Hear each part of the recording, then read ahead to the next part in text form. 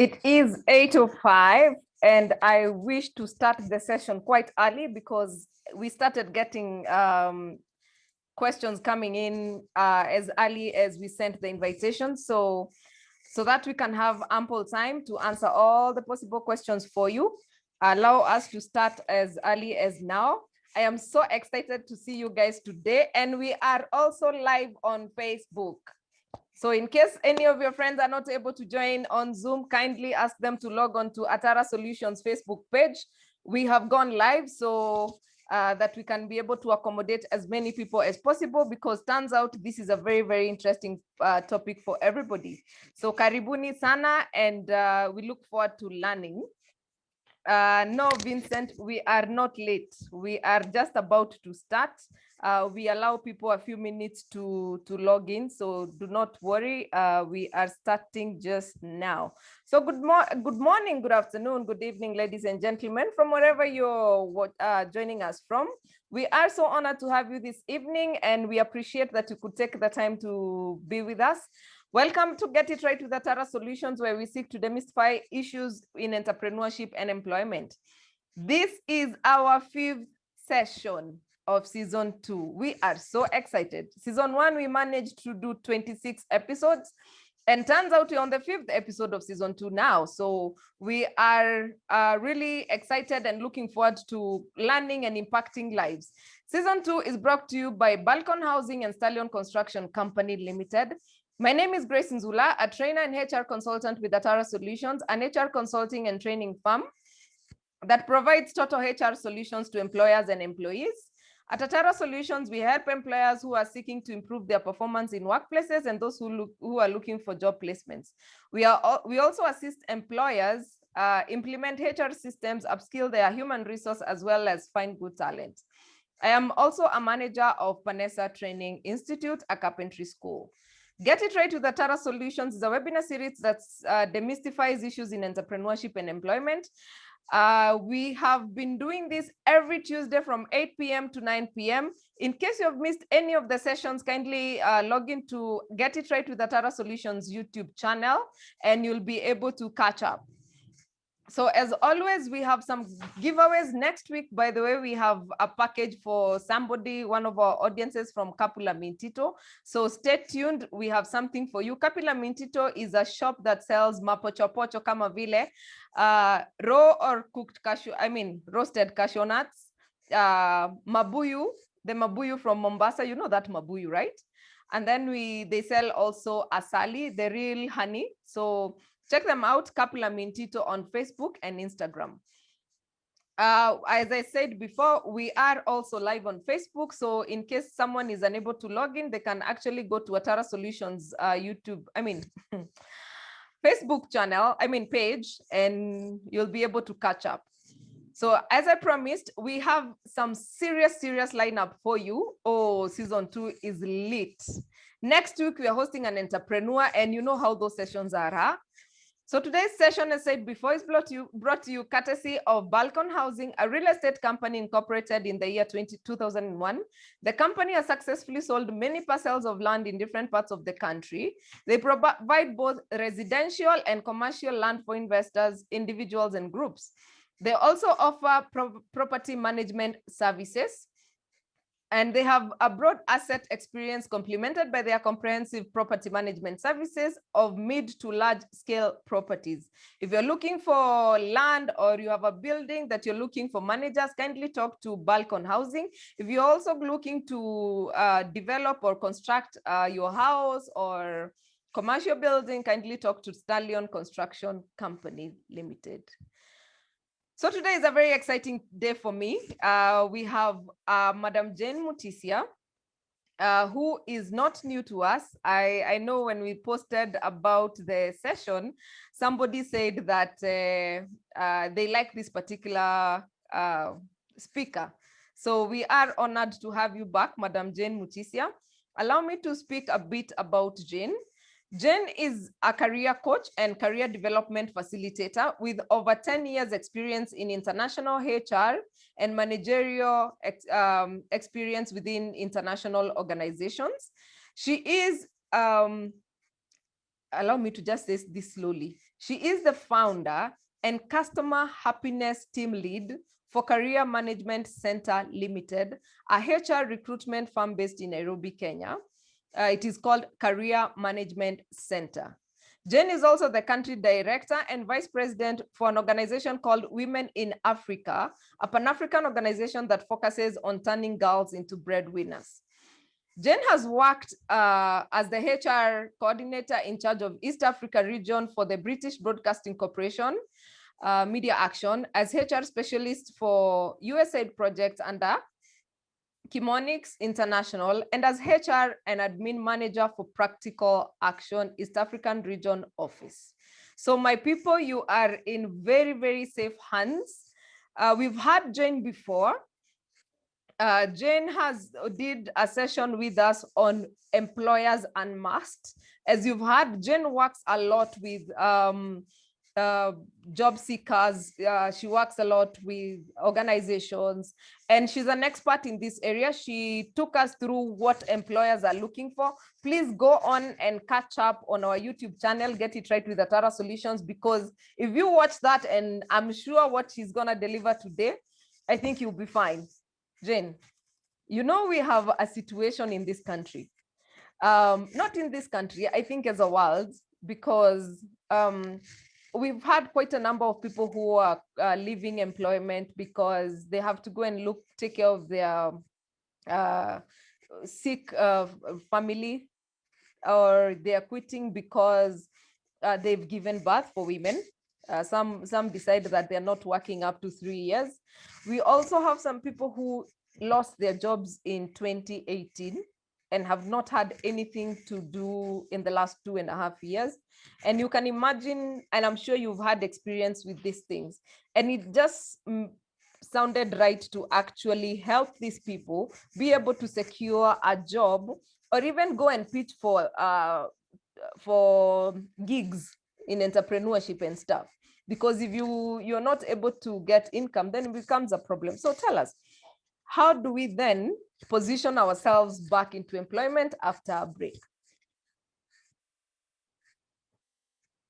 Thank you very much, Grace. Thank you very much for that warm welcome introduction, and even for the opportunity to be talking about this tonight. It's something that I'm very passionate about, and maybe just to say that one of our charity arms for Career Management Center is actually bringing back moms to work, people who have been discriminated because of maternity or they were fired because of pregnancy. So not women, but moms who either were discriminated because of pregnancy and were fired, or because of children, for whatever reason, they had to take a break from work. So if you know such a mom, feel free to connect them with me in the audience. So my name is Jane, like you have had, and today we are going to talk about career breaks. We only have 1 hour, I think 45 minutes. Yes. So just do a deep dive and go to the matter of the day, and I hope I can share, Grace. Yes, you can. Okay, so share screen, and yeah. And I'm asking, do employers really have a problem with career gaps? That's what I would want us to discuss tonight, because from where I sit, and if time allowed to do a poll, and I would get to hear from you how many of us have gone for it. And maybe we can still do a poll. Maybe Grace, you can run for me a poll if you're okay to run. Yes. With just 2 questions of who has been interviewed as much as they have a gap in their career, and who has gotten a job after a gap. Okay. Because the result of that will tell us, in my experience as a recruiter, is that most employers don't have a problem with you having a gap. What we have a problem with is what happens to you. What happens to you? This is what I would like us to do. So Grace will run this. Have I been interviewed with an employment gap? Yes or no? Second question. So it's an optional question. It has options, yes or no. And then you have gotten a job even with a career gap, yes or no. For me, I'm a yes to both. I've been interviewed even with a yes, with a gap in my career, and I've also gotten jobs with a gap. So I don't think any employers have a problem with a gap with a gap in your career, because people keep having gaps. It could be you're sick, it could be you're going to study, it could be you have a child, like we said, and it doesn't mean that it's something that you actually opted to take. Sometimes you don't have an option. It could be you're fired, it could be you're retrenched, it could be COVID. And I know when you talk about career gaps and job loss, there's this stigma that comes with it, and most people feel like there's a shame in it and all that. Let me start by saying there is no shame. Most people in the world have actually gone through a career gap, and most people have gone through the same. So do employers have a problem with career gaps? And my Yeah. answer is resounding no. Mm-mm. People don't have a problem with career gaps. So the problem that we have with that employers or hiring managers or recruiters have with you is because of what happens to professionals when they stay for so long without using their skills. We become rusty. And why am I saying this with confidence? Because you still get to be called for interviews. And people, even people who are working, because sometimes when you're not working, you keep applying for jobs, and because you're not being called, sometimes you assume it is a gap. But even those who are working can actually apply for 100 jobs and nobody is calling them. So if you're applying and no one is calling you, don't assume it is because you have a gap. No, even those who are working are taking the same, number of applications because before they can get a call. So if you're going to invite you for an interview, and I can see you have a gap in your CV, in your career rather, it means I don't have a problem with your gap. But if I call you, because if I'm looking for a finance manager, whichever role, if I'm not looking for an entry level, I'm looking for someone with experience, then I'm looking for someone to come plug and play. Someone who just come and after induction, the next day they're actually working and I can see results and I can feel I got a right hire. Because if you understand why people employ others, they employ you to actually come and work. You're coming to run with the department, you're coming to run with the function. Doesn't matter how small it is, but you're being hired to come and run with that. People are not as patient to come and train you. So if I'm going to hire you and you've been out of work maybe for 3 years, 4 years, 6 months, and all that, and therefore I have to refresh you in everything, that becomes a problem. But the problem is how now we perform actually in these interviews. So you come for the interview, you have not been doing anything for the last 1 year, for the last 2 years, and like anything else, and I'm going to use a very basic example of what a gap does to us as professionals. Just a laptop.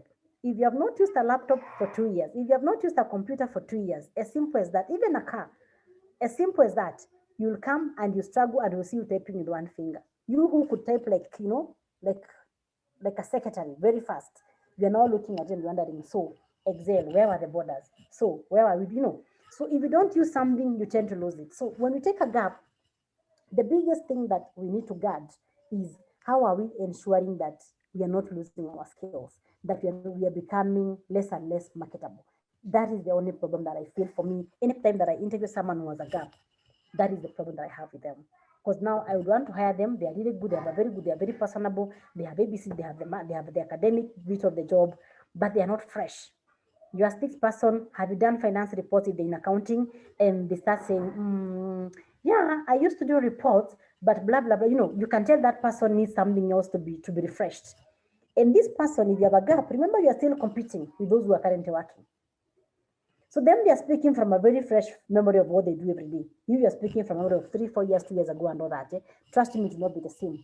So always remember, the gap is not the issue. The issue is the rustiness. And therefore, this is where our solution lies. Ensuring that you don't become rusty. And you have all the opportunities to actually ensure that you don't become rusty. Regardless of your profession, there's something you can do to ensure that you actually remain in the industry. And maybe just to pick an example of what most people do, we lose our jobs, and maybe what we keep doing is you keep saying, I lost my job, or you start doing other things that are very, very far away from your career. You don't even keep into the professional groups. You don't do anything to remain in the space. So even if you have new laws that have been passed or something new that has come in the industry, huna clue, huna clue. So if you come for the interview, there's no way you're going to compete. You'll keep saying they didn't hire me because of the gap, but it was not because of the gap. It is because you did not show us that you could actually qualify for the job. So to cure this, at any one time, try as much as you can to actually give your time, whether for free, whether as a freelancer or as a consultant, do everything you can. If you lose your job today, try not to have a gap, because a gap is you sitting home not doing anything about your skills and what you do in that particular industry. So number one strategy, which I would really beg all of you tonight, is if you lose your job, there's no stigma in that, and there's no benefit in you sitting home saying you're looking for a job. Trust me, if you think very hard about what can I do with my skills, if you're an accountant, there's something you can do with those skills. If you're a HR person, there's something you can do with those skills. Regardless of what you do, there will be something that you can actually do with those skills.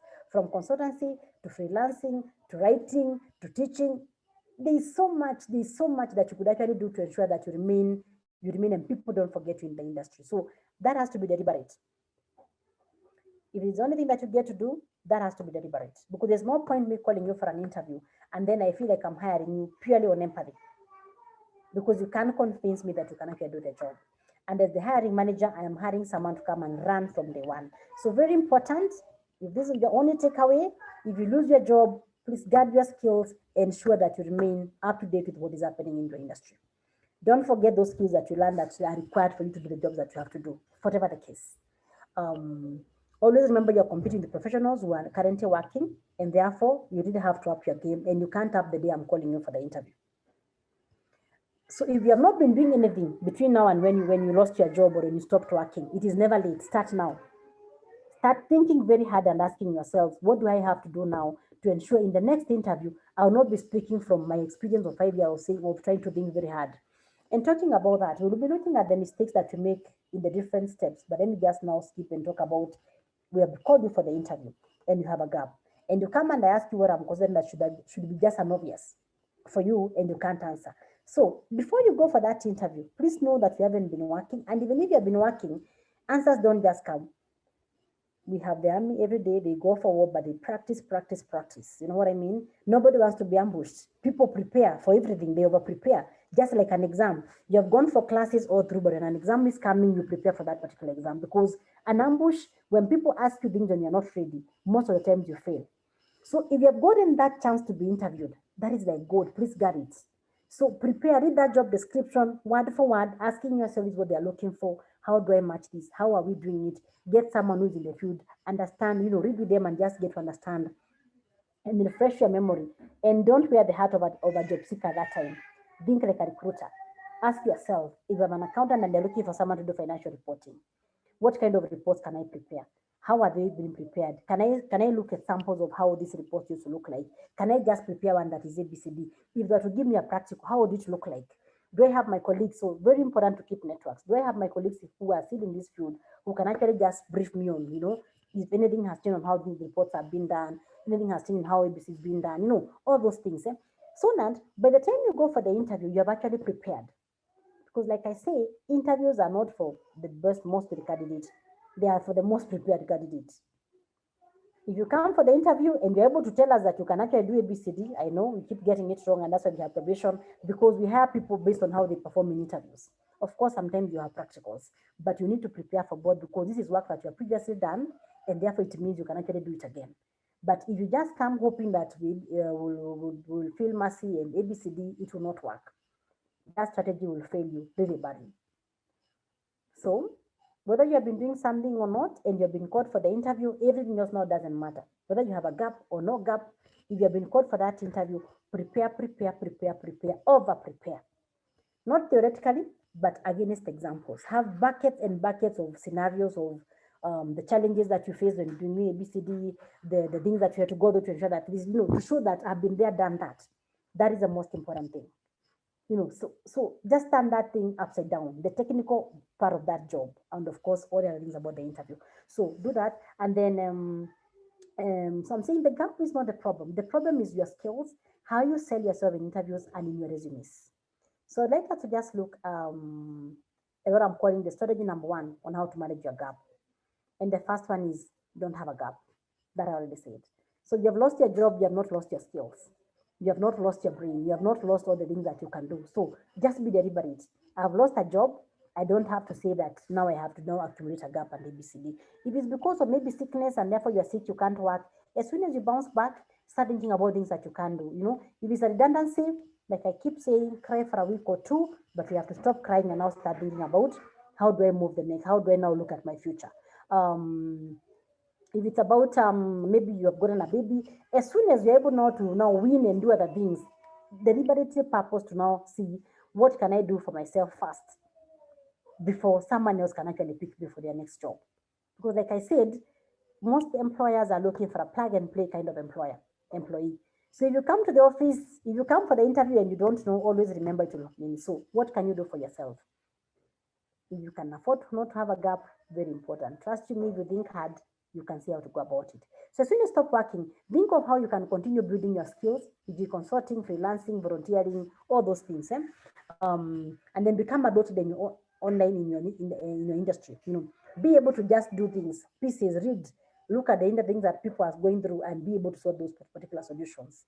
On LinkedIn, on ABCD, you'll be surprised you may not be working, but people call you for solutions because you have sold your brand out there, someone who understands what you're doing, and people will actually come to you for solutions. It is very different from LinkedIn that the only grace is supposed to be writing.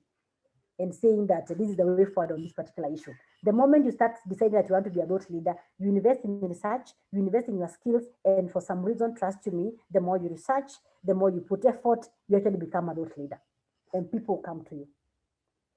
All the guys that you hear ourselves, myself being one of them, calling ourselves consultants, is because you invest in yourself and you call yourself that, and people start calling you that, you know. And when they call you that, now you have to sustain that particular brand. So there's so much we can do even if you're not fully employed. There's so much. There's so much. Just know that. Open that mindset and start thinking about what can I do? Because even sitting at home every day is very depressing. Sitting at home waiting for that call, which may take a year or 6 months after applications, can be very, very, very depressing. But if you keep yourself busy doing things that are within your control, then it becomes very easy. So whatever you do, purpose to guard your skills and competence levels, and then keep tab with whatever is happening in your industry field. Be to those belong in those the networking forums, and don't be a network audience. You know, you are there just to listen. You never give, so people never get to know about you. You know, even when you're cleaning the groups, it is you that will move fast. You know, so go there, network by being able to talk to people, contribute, add value, and be deliberate again about that. All of us can say something. Everybody can say something in purpose to say something. And next, I'm just want to just look at managing career gaps in your resumes.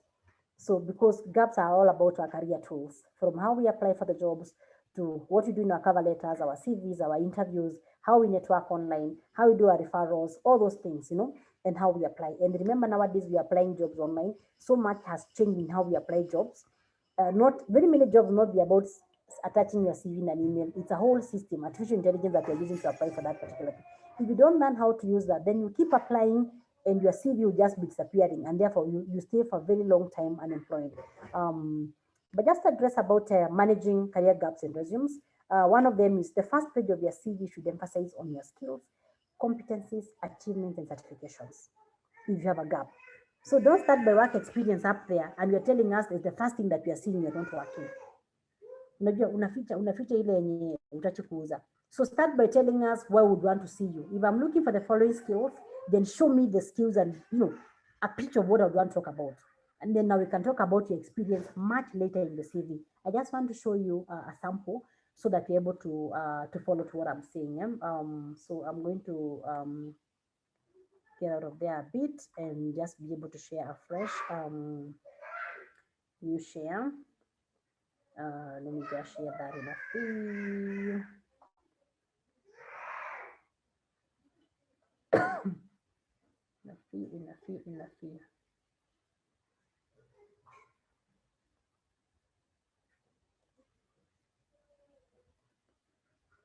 in a few. Here we are.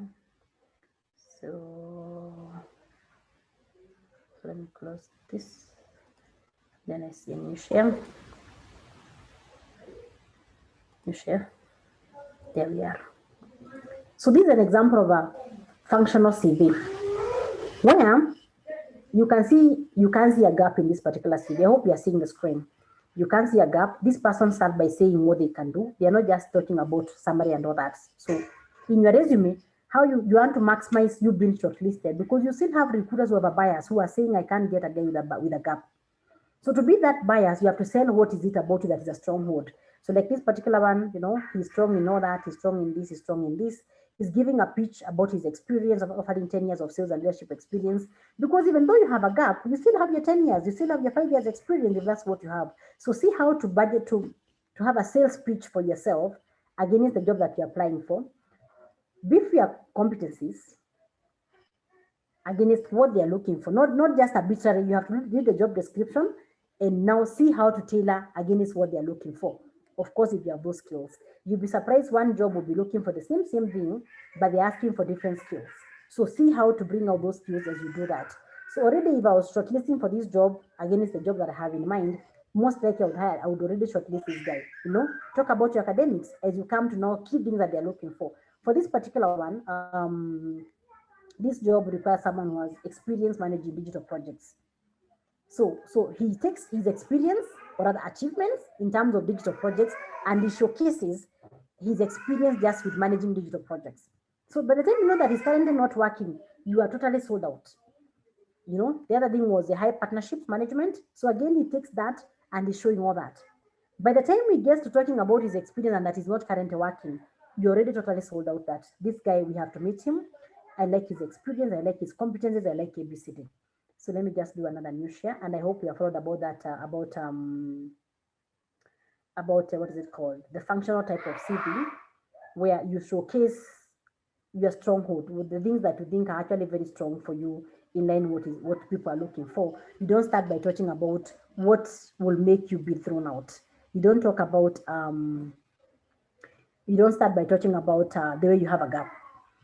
So that's very important. And now I'll talk about the mistakes that we make at the resume level. Sometimes most of us will go and then you start doing a bishara. You open this business. Me, I am doing career management center, and maybe I am the founder and ABCD. If I ever choose to go back to employment, I will not call myself a founder. I'll not call myself, I don't know, CEO or MD and ABCD.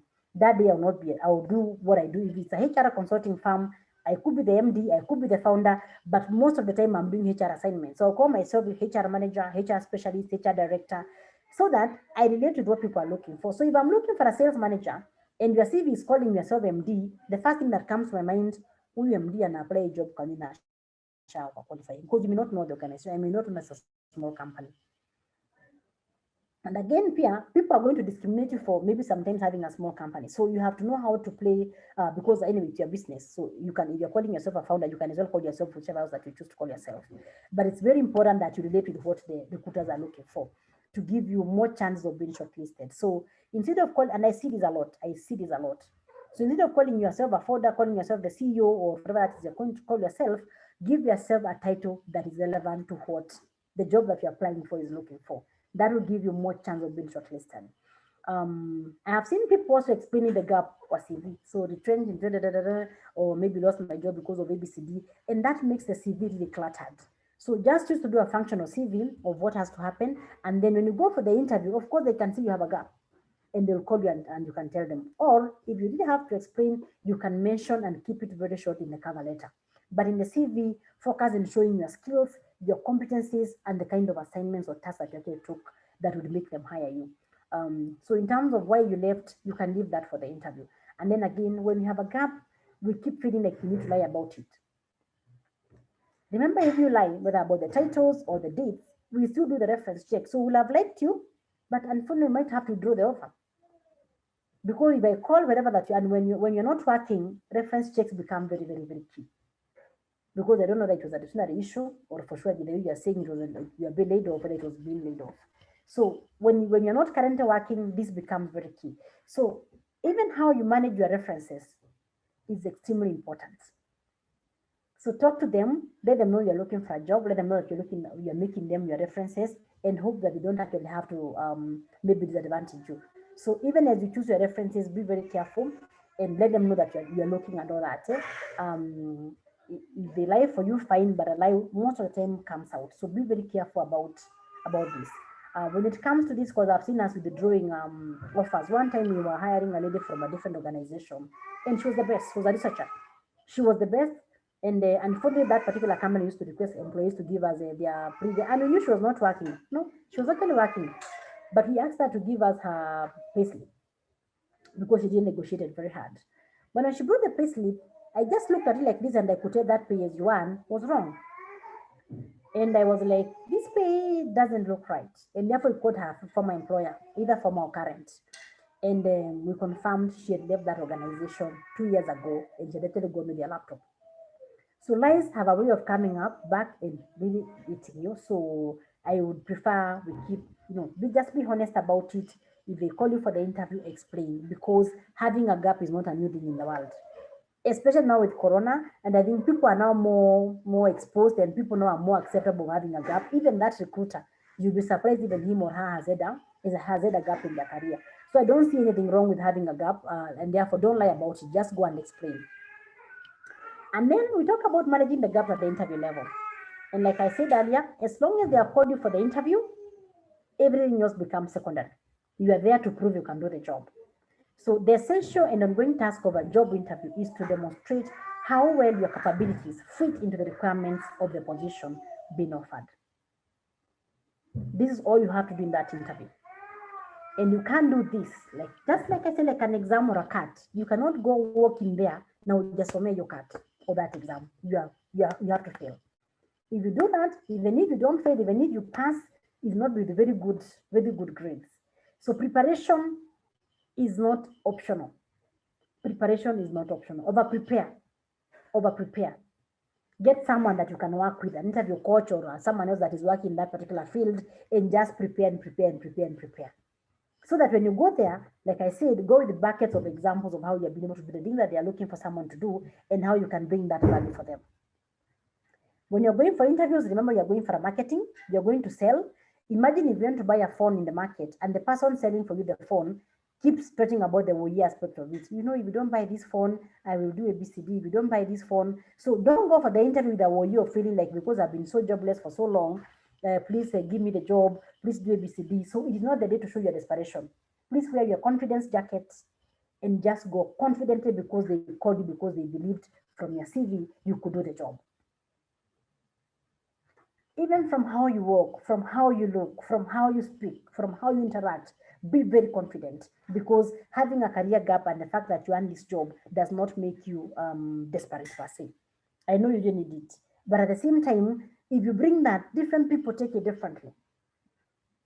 So it's very, very important that you just put yourself together and know that if you once got a job without experience from school, you are now more experienced, you are more qualified, and therefore you should be able to get a job. But you have to do your bit.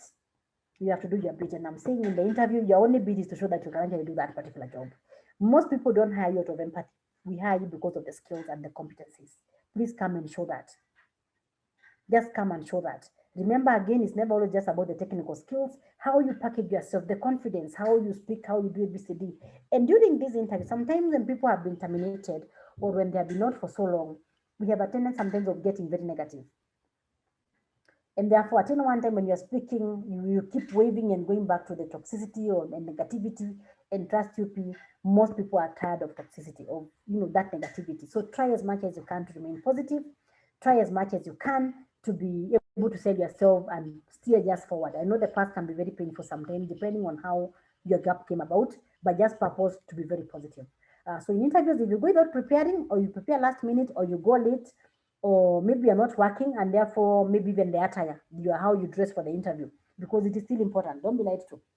People still judge others. Everything is about how we judge you. So if you're not working and maybe that is a problem, just get one or two outfits that you say, easy, I don't wear. I keep them for that when I have to go for interviews, the shoe, ABCD and all that, and just go for that looking presentable. It is not the day that you show your desperation. No one will hire you because of the desperation. And I'm saying, just as a fun fact, if they called you for the interview, the gap doesn't matter anymore. What matters is they like your skills. Please have that somewhere at the back of your mind. It is you to prove you can do the job. The gap question will come, so please prepare beforehand to answer it.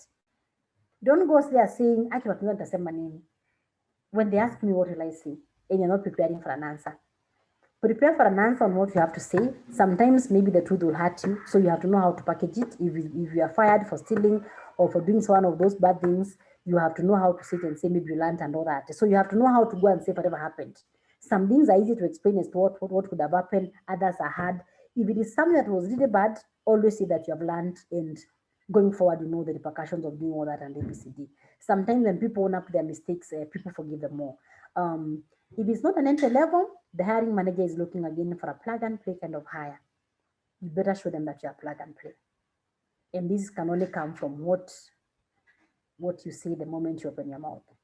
So if they ask you and you start fidgeting because you're not confident about the answers, you're not sure about yourself, you're feeling ABCD, and something that happens sometimes when you lose our jobs or when you stay long without working, we lose that confidence. So it's very, very important to do that deliberately for yourself. Put yourself in other space, because confidence doesn't have to come from work. And this is very important, and it is natural. When you don't go, when you start feeling like you don't belong, that sense of like you don't belong, you lose confidence, is also very natural. So again, you have to be very, very, very deliberate to keep working on things that make you feel like you're still good, you are still worthy, and you have that confidence. Be it church, be it chamas, be it a volunteer job, whatever that it is. Staying at home erodes your confidence. So try a lot. Belong to groups that will make you not to lose that particular confidence, because when you have no confidence, sometimes when you walk those interview rooms, you cheer blackout. Although most blackouts come when people don't prepare. And when you prepare, preparing is very different from having a script. You come, we ask you, and it's like you're doing a shairi or a poem. So preparing is different from that. Preparing is not asking you, so what can they ask me? It's trying to understand that job in out and having examples of what you have done. So preparing is not really preparing a script, because again, if you prepare for algebra and you bring calculus, utaanguka. So it's about you understanding the job in out. It's not about you giving yourself questions. Very important. So let's go to the next in terms of mistakes that I see people making at the interview level. And one of them, like I've said, is not preparing for the interview. If you don't prepare for the interview, again, it's a job advert, because sometimes you come tell us what you used to do. But maybe that's not what you're looking for. You're looking for transferable skills. Try see how you relate with the new. Not just about our values, but how you relate with the new. And then showing desperation, no confidence, please work on this. It can be a very serious journey. Work on it even before you go for the interview. Be deliberate. Be very, very deliberate about doing things that actually make you don't erode your own confidence. And then self-sabotaging behaviors in the interviews. Like sometimes we ask you, so how good are your Excel skills? It's something that you could just go learn overnight. But what do you say? I have not used Excel for ABCD for ABCD. Inanichanganyanga kidogo, but I can learn. Or to be sincere, it is one of the things that I don't like. It's like you're actually trying to remove, because an interview is meant to eliminate people from the process. We are looking for one from the five. So you're making the work of the recruiter very easy by removing yourself from the process, either consciously or unconsciously. So very, very important to know that those things that you don't know, if you can tell from the job description, I don't know point D, please get someone before you go so that you can actually go with something in mind. You don't just come and then you're just saying pass and pass and pass and pass, or saying things that are very negative, like why are you leaving where did you leave your past job? It was because of a toxic boss. If you start talking about that toxic boss and you don't know the one that you're talking to is also very toxic, or whatever that it is, then again you cannot even go to the next level. And I'm not saying you're saying yes to toxic bosses, but I'm just saying there are things that you can do that actually people say. You even heard how she was answering ABC, because after interviews we discuss the candidates. So don't have those self-sabotaging behaviors that can actually make you not look like that can actually cost you the job even when you're technically okay. And then you're not working, maybe you haven't worked for a while, but you're stuck to your last salary. Because your last job paid you half a million or 200,000 or whichever one that it paid you, and now you're giving you 100,000, you keep saying, and another year goes, because you're saying you can't. Sometimes you just want that ladder. You just want to be there. You jumpstart your career again as you come back, and the money will still come. So you have to keep weighing and knowing that you're not comparing the past with the current. We are comparing the current with the future. So if you used 100 and now you're at zero, please compare with the zero that you're having. Because like I said earlier, even a volunteer that you're not being paid is better than sitting in the house. So if they're paying you low, take it as a volunteer, take it as a way that of giving you your time or ABCD as you remain fresh in the industry. But don't say no and choose to stay home when you have nothing that is actually building that. And then negativity about spread about how the gap happened. So if you left on a bad note, know how to put that and keep sharing the future and how you learned and all that. Then in terms of just such, because like I said, that gap, closing that gap has a lot to be done. It's a whole circle of things. And one of them is ATS, what I'm calling the applicant tracking system. An applicant tracking system is nowadays, if you're looking for jobs, like I said earlier, you'll always find that there is a place when you're applying, you're told apply online. Go to our website, click on careers, then do ABCD. And then you have to answer a few questions, and then maybe at some point attach your CV and all that. All those questions they're asking you, some of them are killer questions. You say no, out. Your CV will never see the human being. You say no when you wanted a yes, you're out. So I call them screening or killer questions. So you have to understand and know how to play with now the way of, because these are robots. You have to understand how to play now with the recruitment robots. Otherwise, your CV will never see the light. You have to be very, very, so go online. There's so much about ATS online. Read about them.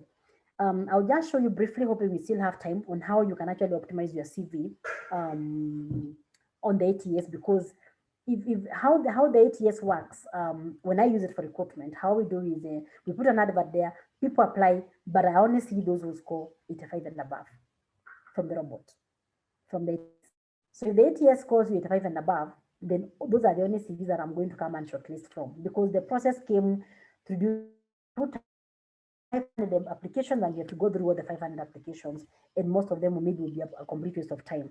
So if you're a job seeker, if you're looking for a job, you have no option but to understand the new way of applying for jobs. Don't keep applying online and have your CV never meeting a human being because you have not invested in understanding how to use the ATS. I'll just go through this and I show you how to use the ATS a bit. Then the other one is networking. I cannot emphasize this more, and I have to say networking is not net eating. So because you're networking doesn't mean that every time that you're talking to Grace, to Jane, to whoever, all you're asking is, I'm looking for a job, I'm looking for a job, I'm looking for a job. You must know networking is about connections. Follow people, connect them. LinkedIn is the best place to be. Get to follow people and get to know what they are looking for. Join groups that are sharing the things that you know, so that people get to know. Have people even follow you. You know, become a brand. Don't just know people from your circles. Also, expand your circles. Have a target. Like, I want to have meaningful connections of ABCD. Well, I'm guys to know me for ABCD. I want to be known for this, and I have to be deliberate about showing this particular brand to people, or people knowing me for this and this and this and this and this and this. So choose to connect, network. Once you have connected, now you can actually sell your bid and say, but I'm also looking for a job in this and this and this and this and this. But when you come to people with the intention of just taking from them, most people will resist you. You keep writing to them in the inboxes, you never hear back. Or all they do said that, I have noted I'll get back, and they never get back. So the skill of networking is just more than me getting to know you. It's about connections. Me thinking, oh yeah, I remember so and so, because you have a connection already. Then building your brand online on LinkedIn. A lot is happening on LinkedIn. And again, I'm going to say, maybe you're not working and you don't even have cash to pay someone to do this for you. Go online, read about it. How do I optimize my LinkedIn profile? How do I make this, how do I become searchable by recruiters and ABCD? So there's so much online. Read about it and see how to optimize your own LinkedIn profile. If you need help, we can also help with that. But there's so much you can do on your own if you just decide, I want to just learn about LinkedIn and how to optimize this. We also have virtual work that happens globally. We have things like on Frontiers. If you just Google Frontiers, you realize that you can actually work from your home for any company globally in your area. So you go there. This is free. One of these you pay. I think up to work you pay, but on Frontiers it's free. You go there and they'll have enough assignments that you just register your CV, and during the gap when they have assignments, they can actually give you to do. FlexiWork is also an app. I know people who are using all these apps here in Kenya, so don't feel like it's a scam. Apart from Upwork that people pay, and you don't have to go for what you're paying, go for the free ones, and just be able to upload your CV and follow and see, be able to do assignments. If you're home, instead of sitting doing nothing again, even enroll on those free online classes. Just dedicate some amount of where you can spend time just browsing your skills and ABCD. It is better than sitting the whole day watching TV and doing things that are not adding up to what you have to do in the future. I'm just going to stop the share a bit and share with you the ATS. I'm going to do a new share rather, just to show you what I mean by ATS, because as long as you're not able to do ATS, then you're in trouble, my friend. I've also shared the YouTube link on your previous session, because you really shared exhaustively on the ATS. Yes. So let me escape. Let me stop share because it's refusing. Then I see how to share this new one. So I'm sharing afresh. Share.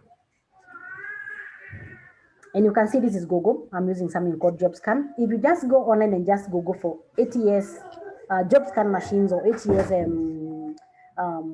softwares for scanning CVs before you apply. So if you see a job, before you apply for it, maximize your chances of being shortlisted. And that will shorten your gap, because if you're called for an interview, then your journey becomes easy.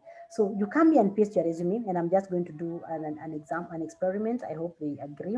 So I'm going to just pick a CV for a finance person for the purpose of this learning. I just want you to see. So here it is, and I'm copying from here. I'm not copying their personal details.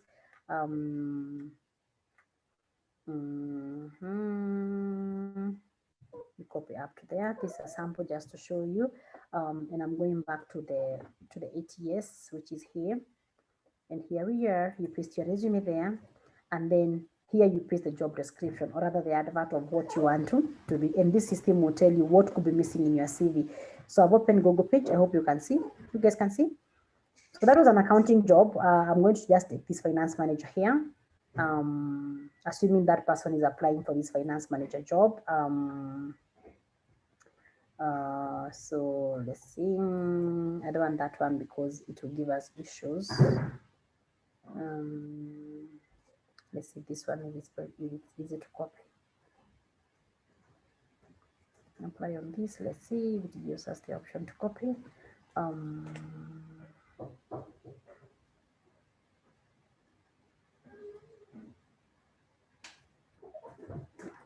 Finance manager. I hope it agrees that we copy.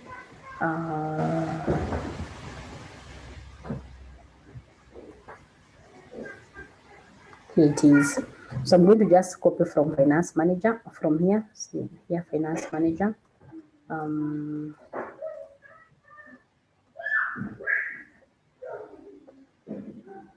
Okay, this one has even HR requirements. I'm copying the whole thing up to there, and I'm going to copy the whole of that. And I hope you can see. And then I'm going back to ATS. Grace, you can see. You confirm you can see. Yeah. Paste the job description here, and you're pasting, and then scan job. It's very straightforward. If you just go online, you'll find it, and trust me, there are several softwares. Some you have to pay, but there are so many, you can always find one.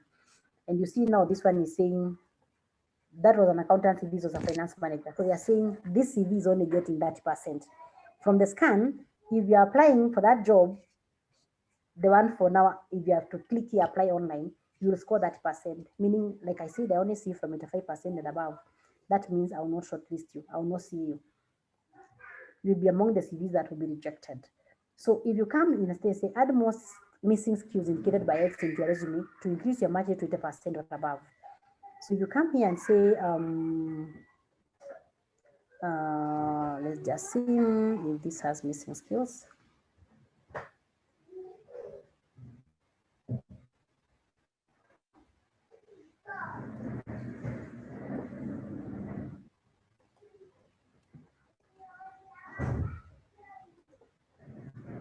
I don't want to log in, so it has refused. But ideally, when you log in, because there's a way you just log in.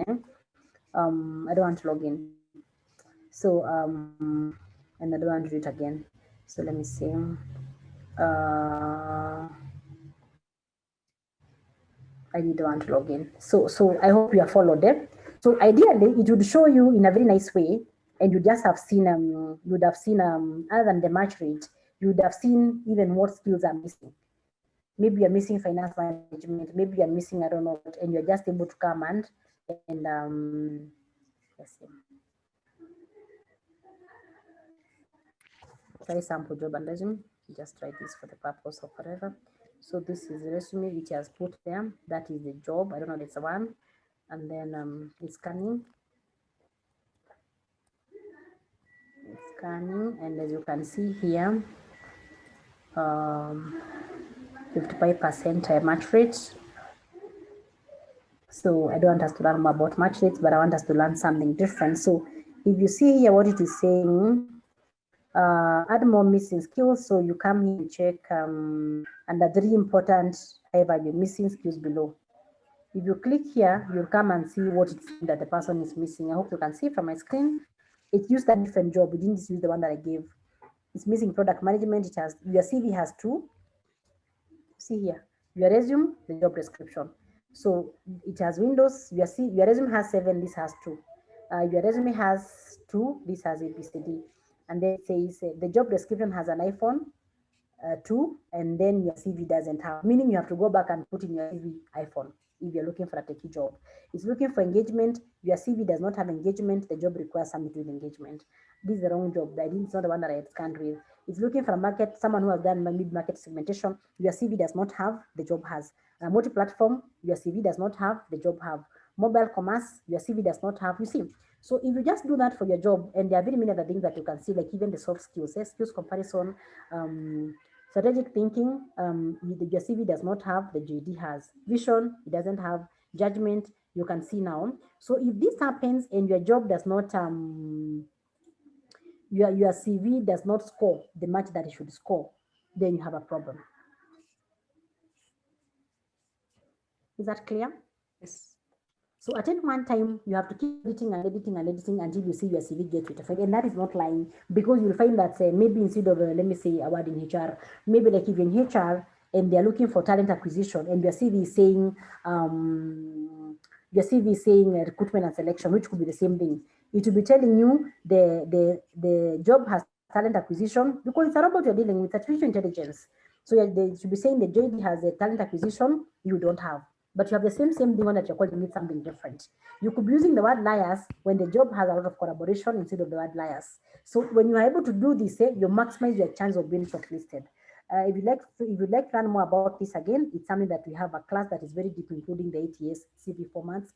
But again, if you're not able to pay for the training, there is so much you can get online about the ATS system, which CVs formats are compatible with it, and how you can maximize your um, your chance of your CV meeting a human being. I'm just going to go to a new share as we finish, because time is not on our side. So those, and then feel free to look for those two online, the on Frontiers and ABCD. Am I sharing the PowerPoint, Grace? Yes. So the other thing that I'd like us to talk about is focusing on the future and change management. Some of us have just lost our jobs with Corona, others lost maybe some time ago. So when something happens like that, it's a big change in our life. It's a very big change in our lives. And the most important thing is knowing how do you manage this particular change. So usually in the change curve, people start with denial and this thinking about the past.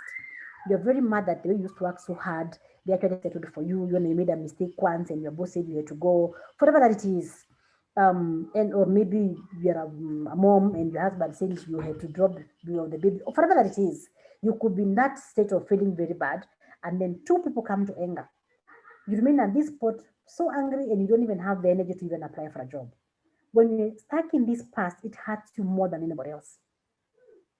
And the more you stay here, the longer you stay unemployed. Because even when you come for the interview, you pick this anger. And when you're here, you don't even tell people, you don't network, you don't tell people who could help you get a job that you're not working. You still like this, you feel like you're being stigmatized. You feel like there's this thing of you're more important, you're more valuable. You say, I'm a HR director, I'm the finance director, I'm the finance manager, I'm the ABCD of this particular organization. I want us to know there's no shame in losing a job.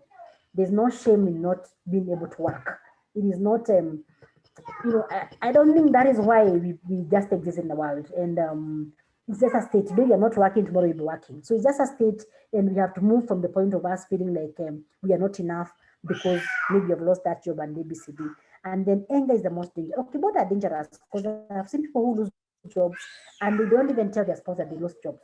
And they wake up every morning going to a place that is not known, and now you start fighting because you're asking your spouse unapeleka pesa wapi, because you're not talking about it. So if you are here, it is for your own benefit that you move from here to now thinking about the future.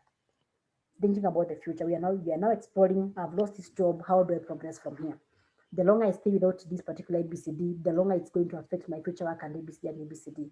And then just moving to no acceptance. I lost that job and I have to find other ways, not of just surviving, because maybe money for you is not a problem. But if I plan to ever bounce back to work, how am I sure that back in your, because what you don't use, you lose. I know we have had that statement. What you don't lose, you lose. So if you're going to stop using that particular software or ABCD, with the time it becomes a real challenge. So as much as our past is very important, I request us to be actually very, very, very futuristic. Focus on what you can do about your future. And remember, you got a job once when you're fresh from college. You got a job when you had only 2 years experience. You are just now you are now really seasoned. You are 3 years, you are 4 years. So if you package that well, you can only get a job. You can only get something bigger, but you need to work to it. As much as the people are helping you, you have a lot to do on your own. And then as we finish, these are my details. Anybody would like to contact me for any of those, for ATS, for doing your CVs, for interviews, tips sometimes for free and all that, feel free to do that. Some of them with a fee, some for free. If you have moms who have career breaks, for only not women but moms either because we are dismissed because we are pregnant or because they made a decision between taking care of their children and work, and it was a tough decision for them, then also refer them to us. Thank you very much, Grace. I'm ready for any questions if there are any, and that's all we have for today.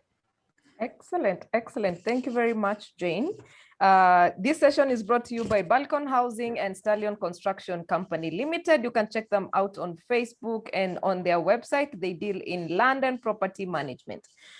Allow us, it's 9 o'clock, but I would really want us to take a few questions because I believe that we need to answer these questions for them to make sense to our audience, because there are a couple of questions we actually received earlier. A couple of people were asking, was it Phil? No, before Phyllis, there was Carol. She said, what reasons does one give when bouncing back to employment if they left the previous job due to toxicity? I know you've sort of touched on that. And then if one decides to go by the truth and say they left because of toxicity, wouldn't the new employer be the judge? Judge them? Huh? Wouldn't the new employer judge them negatively? I wouldn't advise anyone to say that. Remember, I said positive talks any day. Positive talks any day help you better. So I think you can just find a reason other than just saying toxicity. You can say it wasn't working for me for whatever reason. Just find your way of saying that, but then focus on the future. Say, it wasn't working for me for ABCD, but I've since learned and I've gone. I feel like now I'm able to do ABCD and ABCD. But some honesty in terms of like saying your boss was toxic. What if it was you who was toxic? So because your boss is not on that able to defend themselves, so I would advise against you talking about someone who's not on the table. Okay, because they're also continuing to ask, won't they look weak for having left a a toxic environment, considering they didn't have any other job? And would they look like they cannot tolerate hard times? And that's what I'm saying.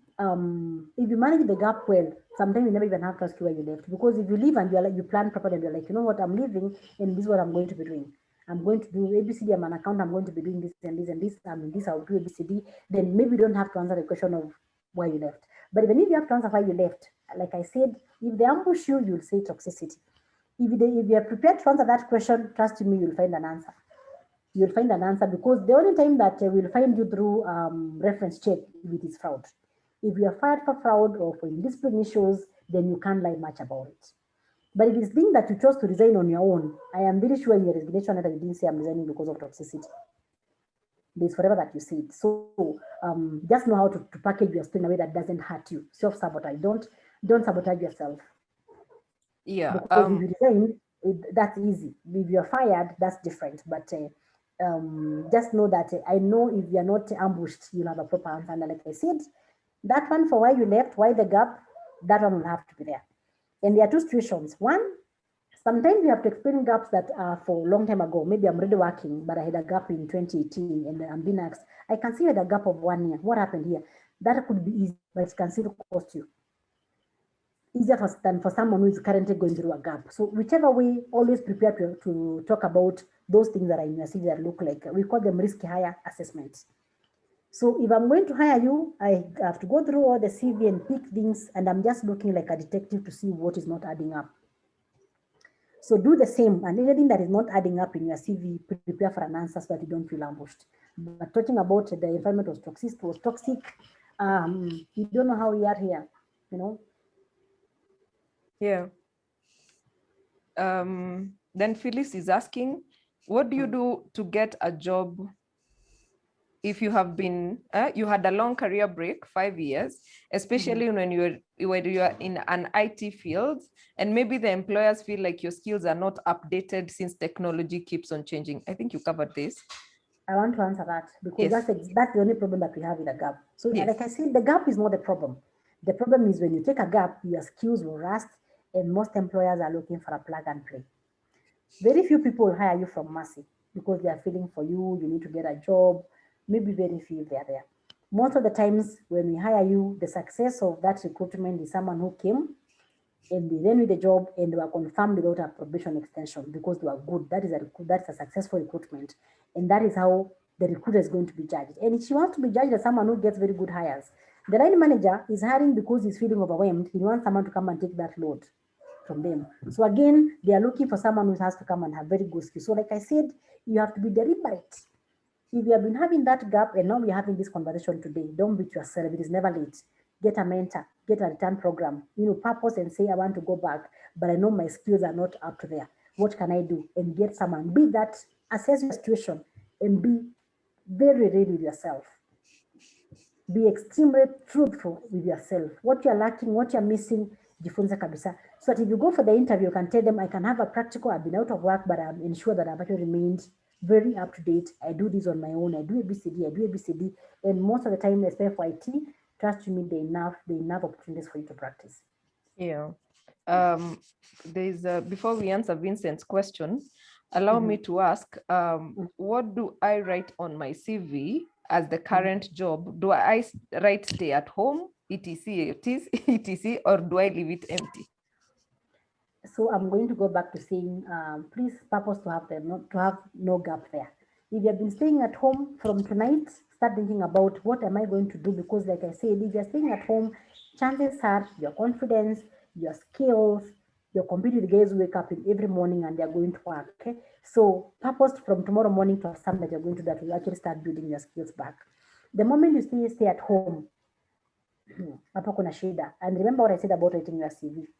That is not even necessary. Like you don't have to talk about that. So you have worked before. Focus on what I said, functional. Tell us about the skills that you possess. The summary, which is like a sales pitch. Don't write something generic. Write a sales pitch. I'm offering 5 years experience in managing IT projects, blah, blah, blah, blah, blah, in this particular kind of environment and ABCD. And these are my competencies. List all your competencies down there. Go to your certification. Showcase what would work for you, not would work against you. When you say you're a stay-home mom, most likely it will work against you. Most people will be biased. So sell what will sell you, then come to work experience, ignore the fact that you're a stay-home mom and talk about the last job and what you did. That would be much easier than having to talk about information that nobody has asked you, like where are you currently? No one has asked you that. So leave it out because it's going to hurt you. But then my challenge to you from tomorrow, please, Aki tafadhali, just ask yourself if you have to consult, but what can you do with your skills? And I'm telling you guys, trust you me, everybody here has a skill. Because in your field, there are guys who are not employed, but they are working. You just need to look a little bit further, look for someone to encourage you and push yourself also. They are quite two very interesting questions that I know are your cup of tea. But before we take those, I would like to ask, to pose a question by Hezron. Kindly comment about someone who has not had an opportunity to work in their field of study and are attending an interview while working other fields. Like you are an HR, but you've been doing sales, and now you've been invited to interview for an HR job, but you've never done HR. So again, you have to be deliberate, like I said. That's a career change. Career change is a whole project. That's the same way you manage project. You are changing from Sage to the Vision. It's a whole change process. You have to invest in it. You have to look for someone who knows, a consultant, they come help you and ABCD. So if you invest, if you're changing to a different brand, chances are if you have not been happy to that career, you might fail the interview. So if you are planning to change, like I run a mentorship program for HR people. So those who have coming from other fields and they want to come to HR, and we go through that particular program where we see with the HR department and they're able to now to see themselves working in that particular and how they relate and all that. So it will not just happen out of luck. It is work. It is work. You have to sit, think, and ask yourself, how do I show that? Because I'm going to do recruitment today, Fanya. If it's IT, I'm supposed to be troubleshooting. I'm supposed to be doing server management. I've never managed a server. How are they going to hire you? So you have to be very deliberate and very truthful to yourself and get someone to guide you maybe for a year or so. I call it a returner program. You are returning to your career, either your original or your ABC. That's where you are returning. So it has to be a program that you have to have a plan on how that is going to be actualized. Otherwise, if you leave it to nature, nature may just eliminate it.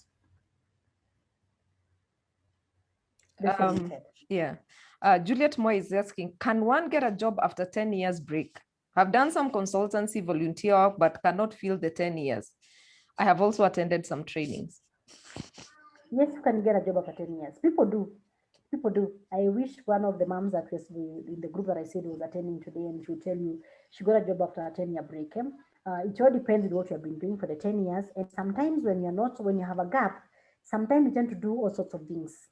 So you have to sit and focus. You have to sit and now see how to tailor your CV so that it can talk a certain language.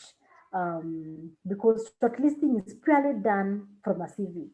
So if I'm looking for this and it has been all over, then you may not pass. You may be a very good person, a very good candidate, but if your CV as your bartender is not talking about that, then you won't be able. Today morning, I was talking to someone who has been a HR for 10 years, and then they took a break in 2018, and they have been working in a family business as a production manager. So, and she told me she wants to come back as HR, and I told her, you are a production manager, but what does a production manager entail? Are you telling me there's no HR work in that production manager? So instead of calling yourself a production manager in your CV, when you know as a production manager, you're hiring people, you're handling discipline, you are managing attendance, you're motivating these people, you're doing benefits for them, you're doing all the things that a HR does because as a line manager, you have a devolved function of ABCD. So if you want to come back to this, then stop. You can go and request to be called HR and productivity manager or whatever that they're calling you, but you can actually bring out the skills of what you're doing, because if you call yourself a production manager, then those who are shortlisting might have a problem relating that is actually you are better in terms of business support and all that. So relate. Always about not knowing how to package and talk the language of what the recruiter is looking for. Yeah. Thank you very much. It's 9:11. Two more questions, and then we close this session. As always, this session is brought to you by Balcon Housing and Stallion Construction Limited. Somebody with a Galaxy phone is saying, talk about looking for a job while pregnant. How do you open up about the same? Can you start later than the reporting date? Say that again. Looking for a job while pregnant. Mm-hmm. How do you open up about that? And can you start later than the reporting date? Later than the reporting date. So for me personally, I've hired several pregnant women. So it depends on which organization you're working for. There are very many organizations, even in LinkedIn, I saw another woman the other day congratulating, I think it was Rita Mandi or something, saying they had her when she was due in a week and they allowed her to go for maternity and ABCD. So people are changing and people are now appreciating that women have to be given these opportunities. So I don't think it's anything that you have tried about. Again, it's not something that you have to also talk about. Because per se, legally in Kenya, pregnancy is not a factor in employment, but some people hate you for not disclosing. So I think it's okay to just disclose. If they are going to discriminate you for it, either way they would have seen it because you can't hide your pregnancy. So too bad that someone would discriminate you for that. But if you're here and you're a HR person, please advocate for that group of people. It is so wrong to discriminate someone because they are pregnant, because you can still hire them when they are not pregnant and they get pregnant the same week. So I don't think it really makes any sense to discriminate people because of a biological timed function that will come and go. But anyway, discussion for another day. But even if you're pregnant, don't remove yourself from the game, because they say if you don't play, you don't win. You never know. You could just be the person who actually gets a job and tells a story of you got a job while pregnant, you went for your maternity and they waited for you. Okay. I can see there are so many questions. Others are asking, how do we network while looking for jobs? The other person is saying, I started my own music school after I was laid off from my teaching position. How do I grow my brand? There are so many networking questions. And I think what we are going to do, since we have these sessions every Tuesday and touching on different topics, we shall organize for a session in June where we have different recruiters come in and share with you the ideas, maybe about recruitment or even about networking and growing your brand. And we will let you know when that is happening. So keep it locked. Do not miss out on any of the sessions. Last question, Jane. Agwins Rabala says, ATS, what is it in full? Applicant tracking system. Clear? I can put it in the chat. Yes. I can put it in the chat. Yes. It's applicant tracking system, ATS, and there are very many. You don't have to use job scan because, like I said, they will give you 5 free ones. There's resume scan. There are so many.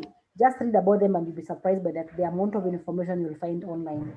And just purpose to always scan your CV. Usichoke kuiscan mpaka hit 80%. So because different jobs are looking for different things, and when they call you for the interview again, do the same. Prepare yourself. Prepare. Excellent, excellent, excellent. By the way, on the 8th, for those people who have lost their jobs, we are discussing picking up the pieces on 8th of June. So if you're wondering what to do next, you lost your job because of COVID or any other reason, we will be discussing picking up the pieces on 8th of June. So stay here. Jane, always a pleasure. Allow me to say something. Yes, There's please. someone, there's a Masharia, Isaiah Masharia was saying he has a music shop. Yes. And yes. we have Elizabeth Nanjala offering to help. So maybe they can hook up. Oh, Isaiah has okay. seen that. Yeah. To the person with music school, I can help. I think, yeah, Elizabeth Nanjala, you have my email address. If you can share your contact with me, or you can inbox me or whatever, then I can get it to Samuel. Is it Samuel, right? Samuel Masharia. Is Isaac Masharia. Isaac Masharia, kindly get in touch with me. I'll hook you up with Elizabeth, who is offering to help you with growing your brand. So yes, your closing remarks, madam. Just to tell you that people go through very hard things in life. A job gap is so common. It is nothing hard, but you have to do the work. You have to do the work. So just purpose to bring yourself back, sit and have a plan that you have to implement. Get that coach, get that mentor, have people who can speak for you in areas and ABCD and invest in yourself. Because there's no point I get you a job and then you go and can't perform. So always invest in yourself. Remember, the gap is not the issue. The issue is, are you still skilled? Can you still perform? And that is what is important. So usijitoe kwa game pia. Don't remove yourself from the game by not applying for jobs or by applying until you start saying, I'm tired. People are more being called for interviews. Even those who are employed are going through the same thing. Yeah, sometimes you do 100 applications on so and no one is calling you. So don't give up. You miss 100% of all the shots that you don't take. So don't stop. Keep the very sure you will win at some point. All the best. Thank you very much, Jane. We will share Jane's presentation with you and her contact details so that you can get in touch if you wish to. There's another person who is asking how they can get into your mom's program. So I think you will get Jane's contact. And if you don't, kindly get in touch with me. I will be able to hook you guys up. Looking for LinkedIn optimization, help me, any lead, please. Yes. Jane offers that as a service, and you can also Google on how to do it yourself, so that then, sorry. So thank you very much, guys, for your input and for being here, and I'm hoping that you have learned.